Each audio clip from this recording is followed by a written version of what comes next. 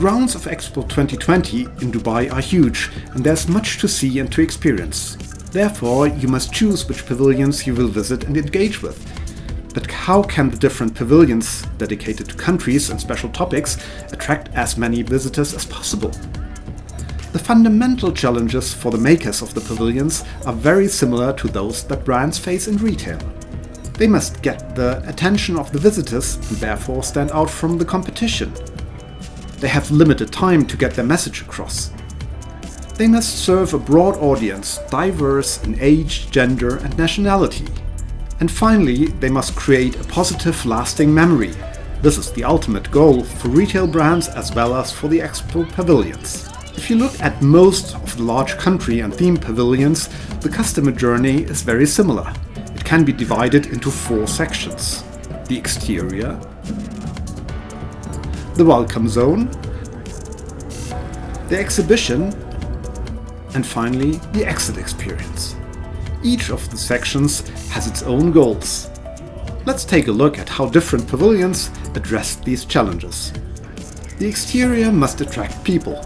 Getting attention at an expo isn't easy, as architectural concepts are as diverse as the countries that are present. Remarkable pavilion examples are the United Arab Emirates with their iconic architecture, Singapore with its open rainforest, and Switzerland that implemented a mirror facade. Since the expo is open deep into the night, there are pavilions that literally shine by night. While the UK works with text, Russia uses colored tubes. Al Wasl Plaza is a landmark of its own, with a huge projection dome. The concept of Saudi Arabia works day and night, with a combination of a mirror facade and a ticker on the side of the building. Welcome zones set the stage for the experience. Concepts are very diverse in this regard. Israel, for example, engages its audience with live DJing and invites visitors to sing and clap along. Spain uses an impressive LED art installation. Saudi Arabia takes a more playful approach with water curtains and a large aquarium-like LED. And Germany features a live story presentation. Although the concepts and the used technologies are very diverse, the one thing that is in common to all these welcome zones is that they are immersive and they surely trigger emotions. Exhibition areas are about more profound storytelling. They focus on detailed messaging and interaction, sometimes with complex future-related topics like mobility or sustainability.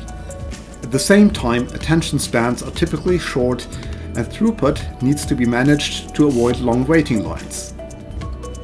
Spain did a great job at this, creating a wide-open experience space with several zones using interactive storytelling elements, engaging interactive projections, and physical installations.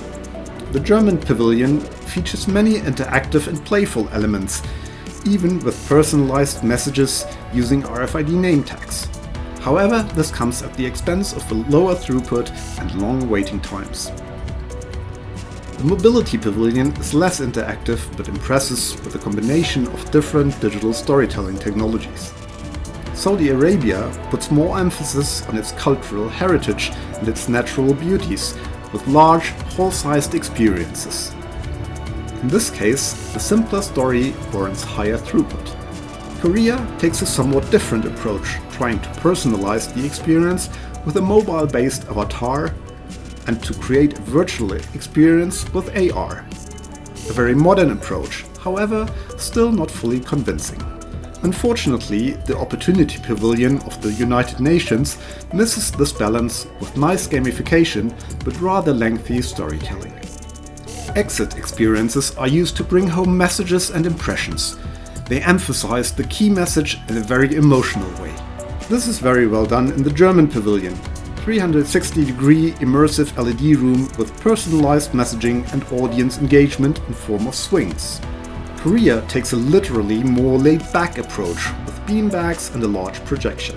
And DP World impresses with scale, a show on a several stories high LED wall combined with a water curtain installation. So, what can we learn from the Expo 2020 for brand experiences? Really immersive experiences need a separate stage or even a separate room, something that will be hard to realize in a store. Technology is not the limit for fantastic experiences, but orchestration is the challenge. And finally, combining technology with human engagement is the key to lasting emotions. It is all about the visitor or customer, who is human after all.